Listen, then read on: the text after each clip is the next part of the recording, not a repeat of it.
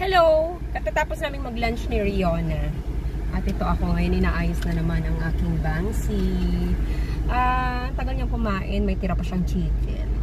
Kumain kami sa KFC. And now, we're heading to Tarlac National High School covered court.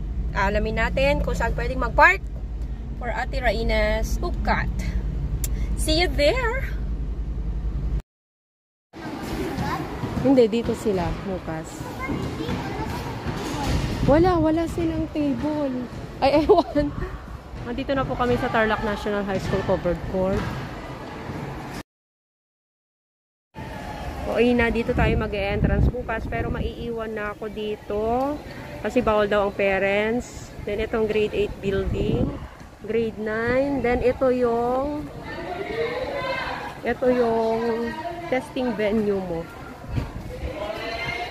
Nandito yung testing venue mo. Then, ang exit daw, dun sa Diwa.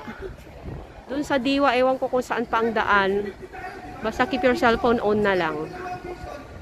Hindi sila magpapa-exit dito bukas. Bawal daw ang exit. Ang exit daw sa Diwa. Itong entrance na to, ito yung tabi ng GSIS. Bandaron nito, City Walk. Okay.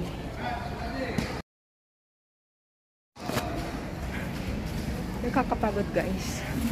Dahil sa sobrang pagod, nasira po yung bangs ko. Ayan. So, babalik na kami sa car. Alright, naulitin natin. Ito yung mas shortcut. So, dito yung entrance mo. Yung may cream na panayan. Entrance yan. Then, anak. Ayan. Diyan ka mag-entrance. Yung yellow na yan. Then, ito yung Tarlac National Covered Court. Yung kanina. Ayan. Ito yung Tarlac National Covered Court. So, after ng exam, dito ang daan. Wait lang. So, ito yung Tarlac National High School Covered Court. Dito. After ng exam, may building dito. Ayan. Alika na, Ona. Dito. Then,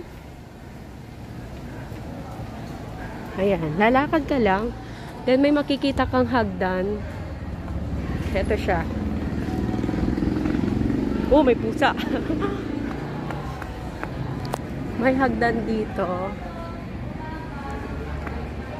Oh, batch 1970. Donated by batch 1970. So, exit. Ito na yung pa-exit. Dito lang daw kayo i-allow na. Anak, careful. Mag-exit. Then, turn to the right. Ayan na siya. Turn to the right. Ayun, may makikita kang exit. Yan yung tinatawag nilang Diwa exit. So, yon. O, ina, ito yung exit. So, manggagaling ka dyan. Papunta dito. Ito yung Diwa exit na tinatawag nila. O, sa gilid ka. Ayan. Ayan. O, dito ang exit bukas. Okay, so makisama ka na lang dun sa mga batchmates mo. So, pauwi na kami guys. Grabe, pagod na pagod kami ni Ona.